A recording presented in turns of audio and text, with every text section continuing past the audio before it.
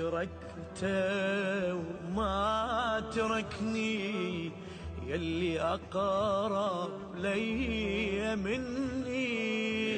تركته ما تركني، يلي أقرب. هذا الكلام مرعب، هذا الكلام خوف، يعني هذا الكلام بحد ذاته يخوف.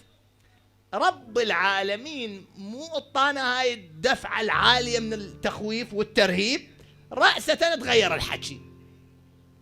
قال إيه صح، اكو ناس يطغون بالنعمة، بس خومال يطغون بعد. احنا اذا التفتوا بنص الدرب خو ما نذبهم بالنار. لا لا، اكو امل لو ماكو امل. ها شوف هاي ليش؟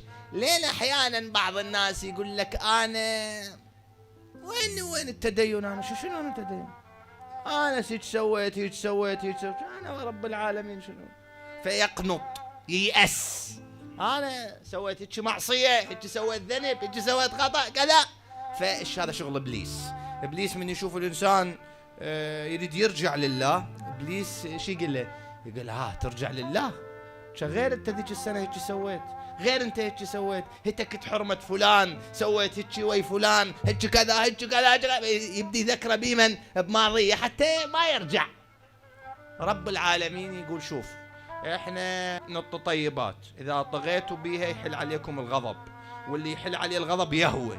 شوف مراتب، بس اكو امل، اكو امل. شوف تغير الحكي بالقرآن تماما تماما، من الكلام عن العذاب والتعذيب والغضب والهاوية والكذا، رأسة قال تعالى وإني لغفار لمن تاب. ياهو هذا اللي تاب، هذا اللي طاغي بالنعم، هذا الفاسق المشرك الكذا، مع ذلك شوف اللطافة، حتى ما قال أنا غفار أو نحن نغفر، قرب اللغة. إني أنا غفار، قريب من عندك أنا.